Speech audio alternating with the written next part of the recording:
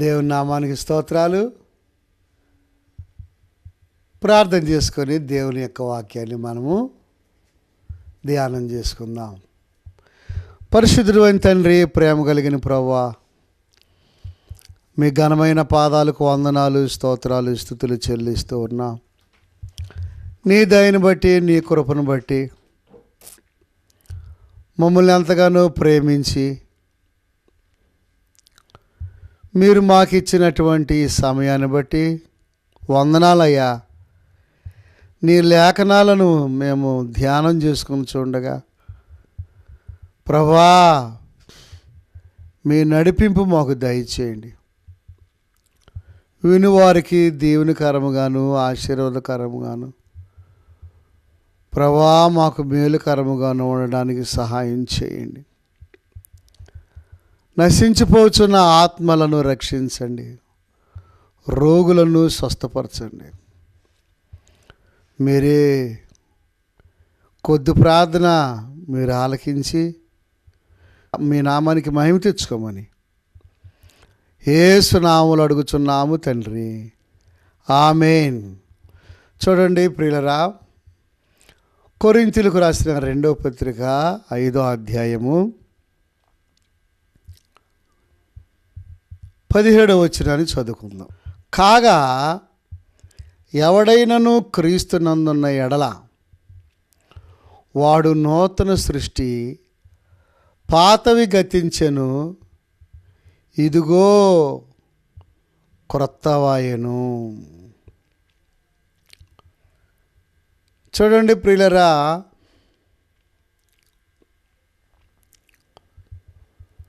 మానవులమైనటువంటి మన జీవితాలలో ఆజ్ఞను అతిక్రమించటం వలన మనము పాతవారమైపోయాం. పాప స్వభావముతో, పాప నైజముతో, పాపతత్వముతో మనము కొట్టుమిట్టులాడుచూ ఉన్నాం. ఈ పాపాన్ని పోగొట్టుకోవటానికి మనుషులు అయినటువంటి వారు ఎన్నెన్నో విశ్వ ప్రయత్నాలు చేస్తూ ఉన్నారు. రకరకాలుగా వారి యొక్క శాస్త్రాలను బట్టి, వారి యొక్క గ్రంథాలను బట్టి, వారికి తెలిసినటువంటి జ్ఞానాన్ని బట్టి ఎన్నెన్నో రీతులుగా నడుచుకుంటున్నారు. కానీ పాప నైజము అలాగనే ఉంది, పాప స్వభావము అలాగనే ఉంటుంది. అయితే దానిని తొలగిస్తానంటున్నాడు యేసయ్య. ప్రయాసపడి భారం మోయించిన సమస్త జనులారా నా యొద్దకు రండి, నేను మీకు విశ్రాంతిని కలగజేస్తానంటున్నాడు. నేను మీకు పాప స్వభావాన్ని తొలగించి పరిశుద్ధతనిస్తా, అంతేకాదు పరలోక రాజ్యానికి వారసులుగా చేస్తా అని యేసు ప్రభువారు సెలవిస్తూ ఉన్నారు. ఎంత మంచి వర్తమానం అండి! ఎంత మంచి దేవుడండి! రకరకాల వ్యసనాలకు లోనైన జీవితాలను, రకరకాల ధన వ్యామోహాలకు లోనైన జీవితాలను, ఒకరినొకరు చంపుకునే ఈ దినాలలో, ఒకరికొకరు కక్షలతోనూ అసూయలతోనూ ద్వేషాలతోనూ ఉన్నటువంటి ఈ దినాలలో యేసు ప్రభువారు ఏమంటున్నాడండి?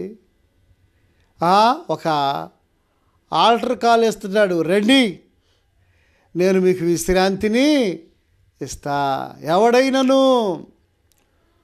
నల్లోడైనా తెల్లోడైనా, ధనవంతుడైనా పేదవాడైనా, కోటీశ్వరుడైనా దిక్కులేని వాడైనా,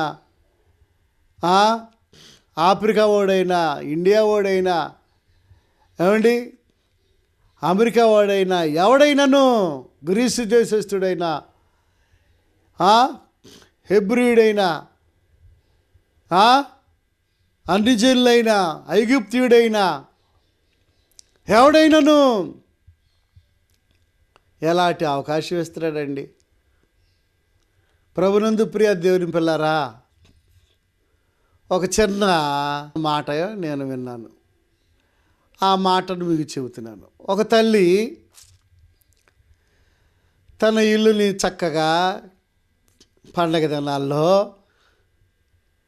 శుభ్రంగా మట్టి గోడను పేడతో అల్లుకొని దానికి తెల్ల సున్నం పూసిందంట, చీపురుతో, కుంచుతో. ఇప్పుడు క్రిస్మస్ అయిపోయింది, ఇక జనవరి 1 ఉంది. ఆ జనవరి 1కి మళ్ళీ కొంతమంది అలంకరించుకుంటారు కదా ఇల్లుని, ఒంటిని, ఇంకా కొత్త కొత్త వస్త్రాలతో, స్వీట్లతో హంగామా ఉంటుంది కదా, సందడే సందడి. సరే, ఈ తల్లి కూడా ఎంతో తన ఇంటిని సుందరంగా అలంకరించుకుందంట, తెల్ల సున్నం వేసుకుంది. సరే, పిల్లవాడు ఏం చేశాడు? ప్రియులారా గమనించండి, తెలియక మసిగొబ్బు తీసుకొని వాళ్ళ అమ్మ లేచేటప్పటికి ఆ గోడ మీద, తెల్ల గోడ మీద మసిగొబ్బులతో అవన్నీ చంద్రవందరంగా గీసేసేయడంట పిల్లోడు. ఏమండి, పిచ్చి పిచ్చిగా గోడ అంతా, మరి దాదాపు చాలాసేపు.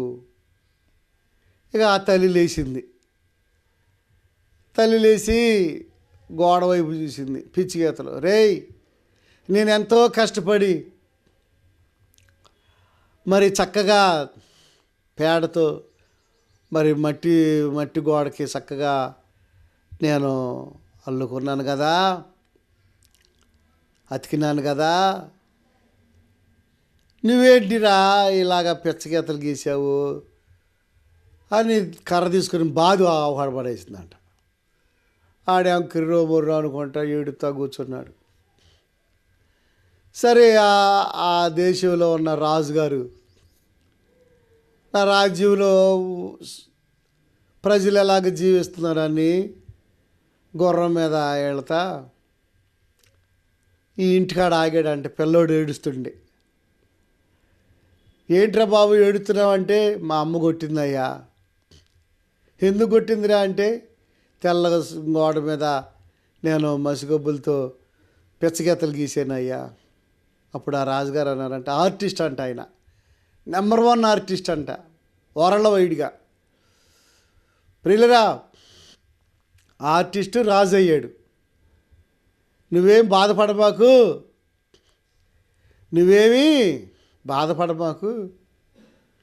నువ్వు ధైర్యంగా ఉండరా పిల్లోడా అని తన దగ్గర ఉన్న పరికరాలతో ఏమండి ఏం చేశాడు?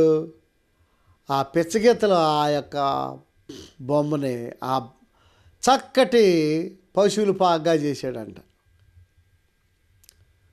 యేసుప్రభు వారు ఆ యొక్క పశువుల పాకలో ఉన్నట్టు, మరియమ్మ తల్లి పక్కన ఉన్నట్టు, యోసేపు పక్కన ఉన్నట్టు, ఆ గొర్రెలు కాపర్లో ఆ గొర్రెలు అక్కడ ఉన్నట్టు, ఏమండి చక్కటి బొమ్మ గీసాడంట. చూడండి ప్రియులరా, ఆశ్చర్యకరమైన రీతిలో ఆ బొమ్మను చూడటానికి, ఆ బొమ్మ గీసి వెళ్ళిపోయాడు. ఆ బొమ్మను చూడటానికి అందరూ క్యూ కట్టారంట. ఏంటి ఏంటి ఏంటి ఏంటి ఆశ్చర్యకరంగా ప్రియులరా, ఆ తల్లి సంతోషపడింది, పిల్లోడు సంతోషపడ్డాడు. ఏమండి అలాగనే ఆ గ్రామస్తులు సంతోషపడ్డారు, రాజుగారు కూడా సంతోషంతో వెళ్ళిపోయాడు. చూడండి, దీనిలో ఉన్న భావం ఏంటంటే, చేతులారా మన జీవితాన్ని మనము, మన ఆత్మని, మన శరీరాన్ని, మన ప్రాణాన్ని చేతులారా చంద్రవందరంగా మనం గీసుకున్నా, ప్రేమ కలిగిన దేవుడు ఆయన చేతులకి మన జీవితాన్ని అప్పగిస్తే ఏం చేస్తాడు? నూతన సృష్టిగా చేస్తాడు. నూతన సృష్టిగా చేస్తాడండి. ఎవడైనను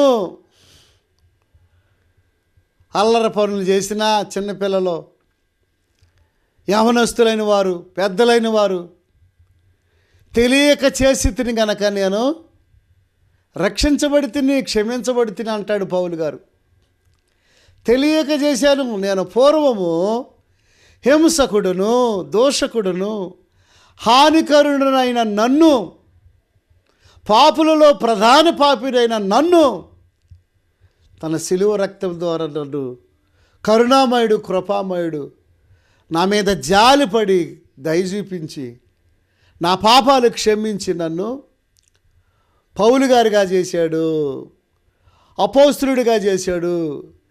నేను పూర్వము హింసకుడును, దోషకుడును, హానికరుడునైన నన్ను ఇప్పుడు ఎలా ఉన్నాను? ఒక దీన సేవకుడిగా బ్రతుకుతున్నాను అని సాక్ష్యం చెబుతాడు. ఓ సహోదరుడా, ఓ సహోదరి, ఎంత ఘోర పాపమైనా నీవు గనక యేసుక్రీస్తునందు విశ్వాసం ఉంచి నీవు దేవునికి లోబడితే, ఇప్పటికైనా లోబడుతున్నావా? చెల్లి, తమ్ముడా, అక్క, అమ్మ, దేవునికి లోబడుతున్నారా? ఇప్పటికైనా నువ్వెవరు అయినా సరే, నువ్వు క్రైస్తుడు అవ్వచ్చు, నీవు అన్యుడు అవ్వచ్చు, నీవు అధికారం అవ్వచ్చు, చిన్న ఉద్యోగస్తుడు అవ్వచ్చు, వ్యాపారం చేసుకునే వ్యక్తి అవ్వచ్చు, ఎవరైనా సరే నా యొద్దకు రండి, నేను మీకు విశ్రాంతిని కలగజేస్తాను. కనుక దేవుడు లోకమును ఎంతో ప్రేమించి ఆయనే ఈ లోకంలోనికి వచ్చి గొర్రెపిల్ల వలె మౌనముగా ఉండి సిలువలో మన కొరకు రక్తాన్ని చిందించాడండి యేసయ్య. రకరకాల బలులుండే ఈ పాత నిబంధనలో ప్రియులరా, పాప పరిహారార్థ బలని, దహన బలని, ఇంకెన్నో రకాల బలులు, దాదాపు 5-6 రకాల దాకా ఉండేవి. ఆ బలులు యేసుక్రీస్తు శిలువలో యేసయ్యకు సాదృశ్యంగా ఉన్నాయి. ఇక బలులు అర్పించాల్సిన అవసరం లేదు. కోడెలను, గొర్రెలను, మేకలను వధించాల్సిన అవసరం లేదు. పావురాల్ని మరి చంపాల్సిన అవసరం లేదు. గోవులను కూడా సమర్పించాల్సిన అవసరం లేదు. ప్రియులరా, మన కొరకు ఆయన రక్త మాంసములు ధరించి నీ కొరకు, నా కొరకు శిలువలో ప్రాణం పెట్టాడు. పాపాన్ని బట్టి మనము తరమబడుతూ ఉన్నాం, దోషాన్ని బట్టి తరమబడుతూ ఉన్నాం.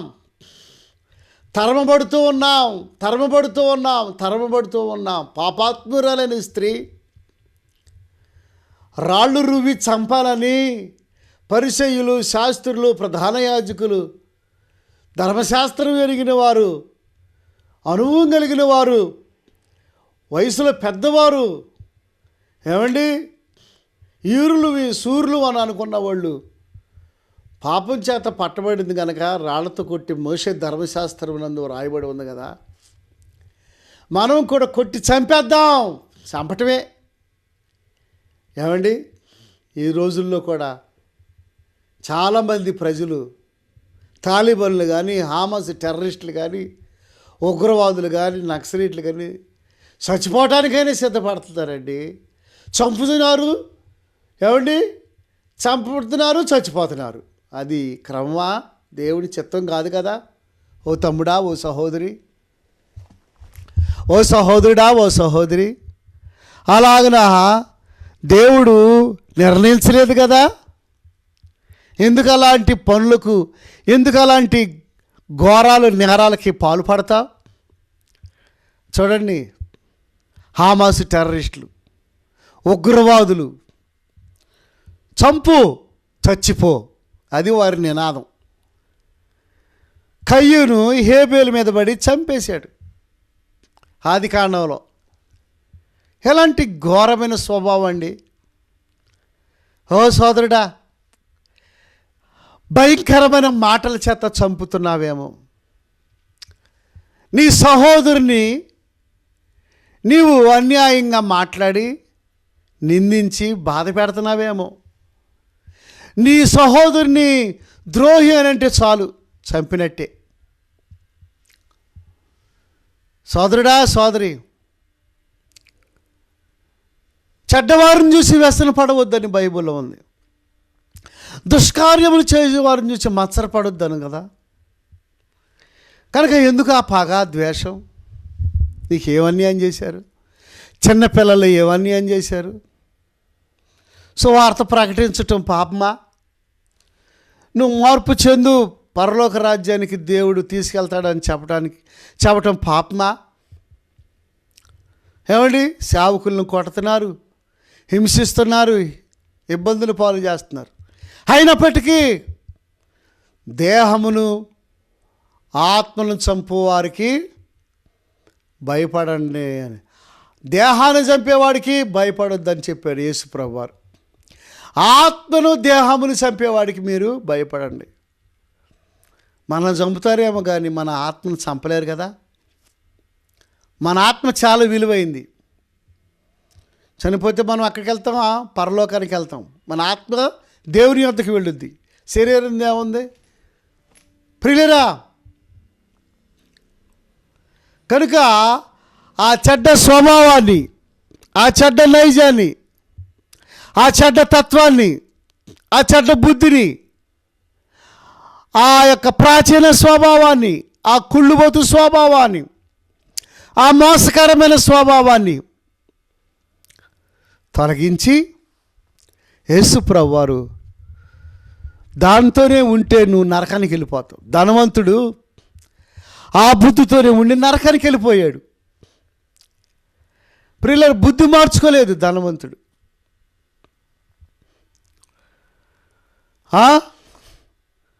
లాజరు అయితే పేదవాడైనప్పటికీ దేవుని యందు భయభక్తులు కలిగి ధర్మశాస్త్రాన్ని అనుసరిస్తూ నీతిగా, న్యాయంగా నడుచుకుంటూ జీవించాడు.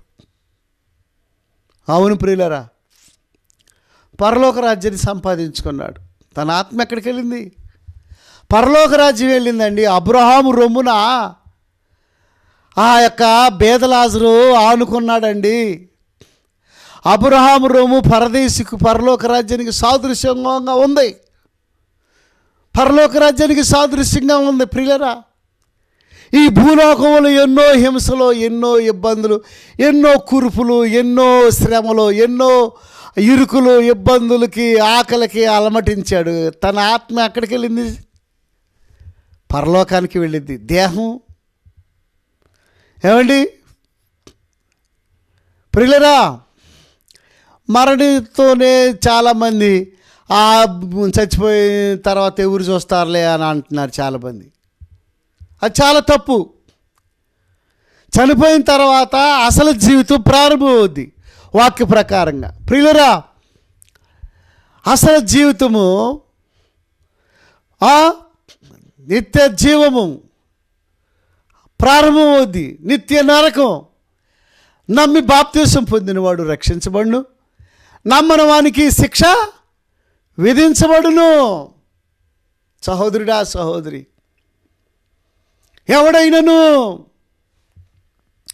క్రీస్తునందున్న ఎడల వాడు నూతన సృష్టి, పాతవి గతించెను, సమస్తమైన ఇదిగో క్రీస్తునందు సమస్తమైపోతాయి.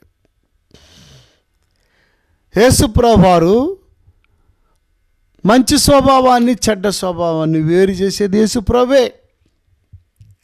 తెల్ల రక్త కణాలు, ఎర్ర రక్త కణాలు ఎన్నున్నాయని డాక్టర్ గారు చెక్ చేస్తారు. ప్లేట్లెట్స్ తగ్గిపోతుంటే ప్లేట్లెట్స్ ఎక్కిస్తూ ఉంటారు. జ్వరం వస్తే ట్యాబ్లెట్ ఇస్తారు. లోపల ఏదైనా వాళ్ళు ప్రాబ్లం అయితే దాన్ని బాగు చేస్తారు డాక్టర్లు. ఈ జబ్బులన్నీ దేనికి వస్తాయండి? పాపం వల్ల కొన్ని జబ్బులు వస్తాయి. బైబిల్ ప్రకారంగా పాపం వల్ల వచ్చే జీతము మరణం. ఆ పాపాలు మనం సరి చేసుకొని ఒప్పుకుంటే స్వస్థత వచ్చిందండి, సంపూర్ణ ఆరోగ్యం వచ్చింది. నమ్ము, విశ్వాసం ఉంచు. కనుక ఎవడైనను క్రీస్తునందున్న ఎడల వాడు నూతన సృష్టి. ఆత్మ పరిశుద్ధపరచబడినప్పుడు ఆటోమేటిక్గా శరీరము, ప్రాణము, నీ యాక్టివిటీసు, నీ ఆలోచనలు అన్నీ క్రమంగా ఉంటాయి. ఆ ఆత్మే బలహీనమైతే నూతన పరచబడే శక్తి సామర్థ్యములు యేసు ప్రభువులోనే ఉన్నాయి. నూతన పరిచే ఆ శుద్ధి చేసి, డాక్టర్ గారేమో ట్యాబ్లెట్ ఇస్తే జ్వరం ఎలా తగ్గిపోద్దు, పాపం అనే వ్యాధి కూడా తొలగిస్తాడు యేసయ్య. ఆ అధికారం యేసు ప్రభుకే ఉంది. సర్వాధికారి అయిన దేవుడు. పాపాత్మురాలైన స్త్రీ మరి తరమబడుచు ఉంది. రాళ్ళు తీసుకొని ఎంటబడుతూ ఉన్నారు. పరిగెత్తి పరిగెత్తి పరిగెత్తి పరిగెత్తి పరిగెత్తి ఆ వీధుల్లో. ప్రియులరా, యేసు ప్రభు వారు అక్కడ ఆ దారిలో, ఆ మార్గంలో ఉన్నారు. ప్రభువా నన్ను క్షమించు, రక్షించని ఆయన కాళ్ళ దగ్గర పడిపోయింది. చూసారా, ఎవడైనను క్రీస్తునందున్న ఎడల వాడు నూతన సృష్టి. యేసు ప్రభు అని నమ్ముకొని విధేయత కలిగి చక్కగా ప్రార్థన చేసుకుంటే నీకు నవీన స్వభావాన్ని ఇస్తాడు.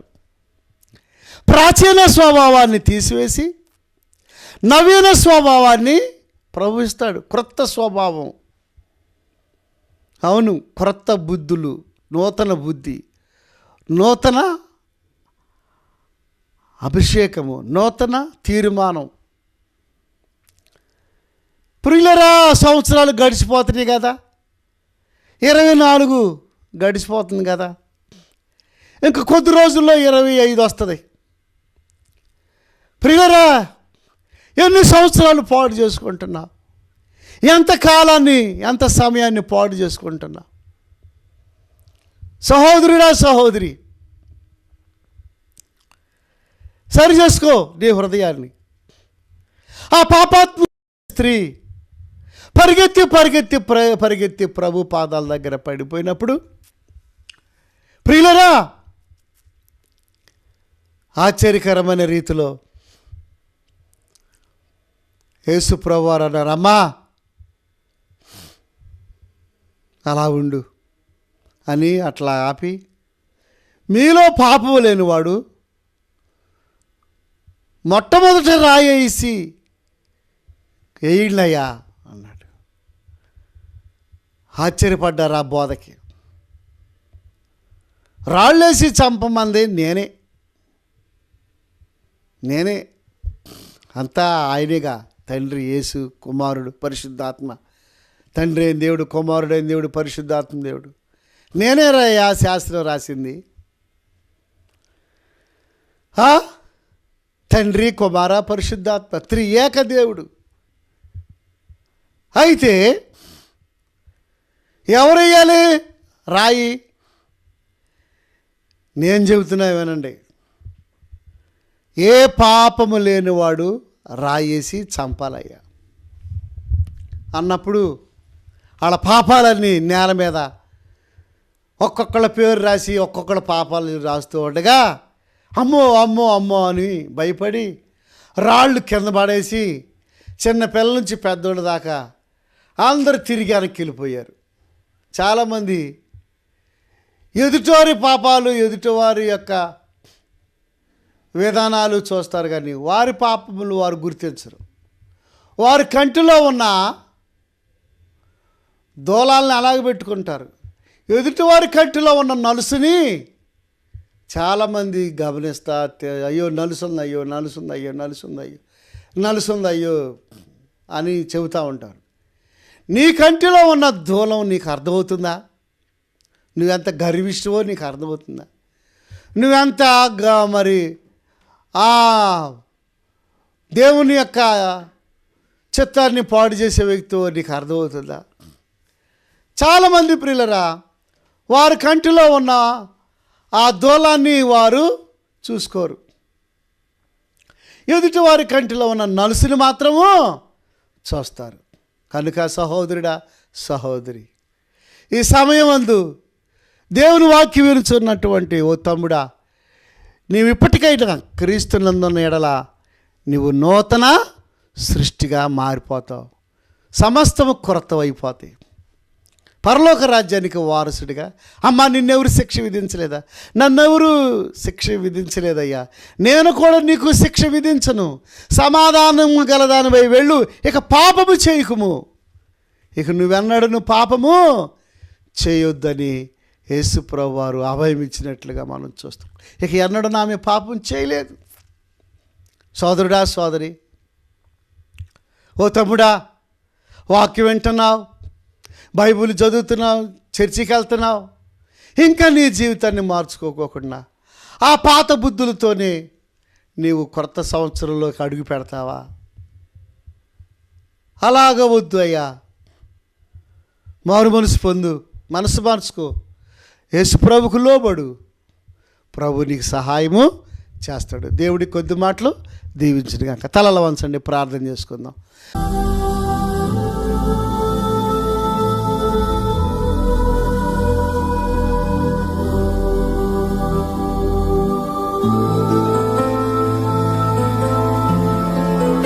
పరిశుద్ధుడైన తండ్రి, ప్రేమ కలిగిన ప్రభువా, నీ ఘనమైన పాదాలకు వందనాలు, స్తోత్రాలు, స్తుతులు చెల్లిస్తూ ఉన్నాను.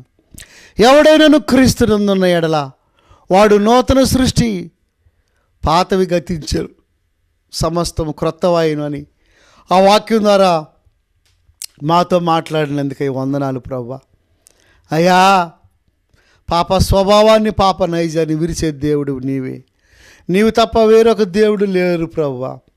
మా కొరకు ప్రాణం పెట్టిన దేవుడు నాయన, రక్తాన్ని చిందించిన దేవుడు ప్రభువా. మీ సన్నిధి మాకు తోడుగా ఉంచి ఈ వినుచున్న వాక్యానికి ముద్ర వేసి మీ నామానికి మహిమ తెచ్చుకోమని, సేవని కట్టి ఫలింప చేయమని యేసు నామములో అడుగుచున్నాము తండ్రి, ఆమేన్. తండ్రి ప్రేమ, కుమారుని కృప, పరిశుద్ధాత్మ సహాయం కూడి ఉన్న మనకు సకల పరిశుద్ధులకు సదాకాలం తోడయుడును గాక. ఆమేన్, ఆమేన్. God bless you. దేవుడు మిమ్మల్ని దీవించును గాక.